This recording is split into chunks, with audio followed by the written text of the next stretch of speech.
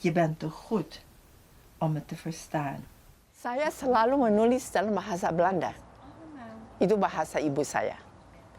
Ibu saya Tionghoa, bukan Belanda ya. Menuturkan kisah hidupnya dalam bahasa Indonesia yang baik dan benar, siapa menyangka kalau Lian Gao baru mempelajari bahasa tanah kelahirannya 6 tahun yang lalu. Itu saya waktu pergi dari Indonesia, hanya bawa 3 koper, akhir 60-an. Setelah lebih dari 35 tahun menetap di San Mateo, California, Ibu Lian menginjakan kakinya kembali di bumi Indonesia tahun 2010 saat peluncuran novelnya Menantang Phoenix. Novel ini ditulisnya dalam bahasa Inggris berjudul Only a Girl sebelum diterjemahkan ke dalam bahasa Indonesia. Untuk melukiskan kedudukan perempuan meskipun di mana juga, bangsa apa juga, dalam lingkungan keluarga. Only a Girl mengisahkan perjuangan 3 generasi perempuan Cina Indonesia dalam mencari jati dirinya.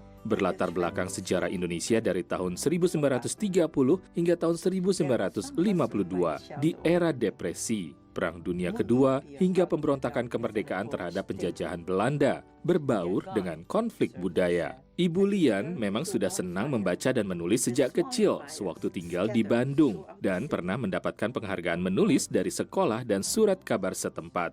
Yang disesalkan selama tinggal di Indonesia dan hidup di bawah penjajahan Belanda, ia tidak pernah belajar kebudayaan dan sejarah Indonesia, tanah airnya, dengan benar. Waktu Presiden Soekarno mengumumkan bahwa bahasa Indonesia lah ada bahasa kita.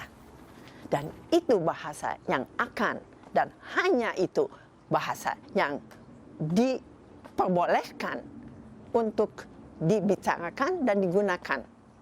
Dan buku-buku Belanda semua dibakar. Disita dan dibakar.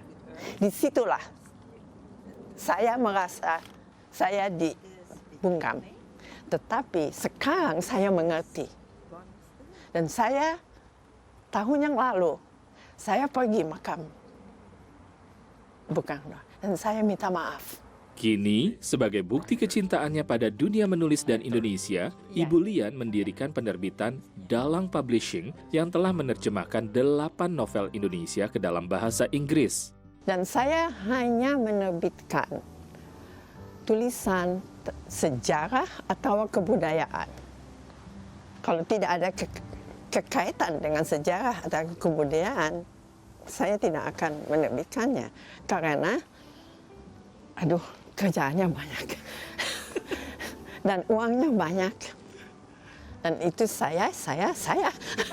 Buku terbaru yang kini tengah digarap oleh Dalang Publishing adalah buku Dasamuka, karya seorang penulis dari Purworejo.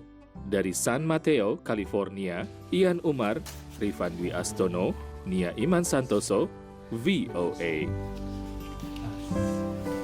Thank you.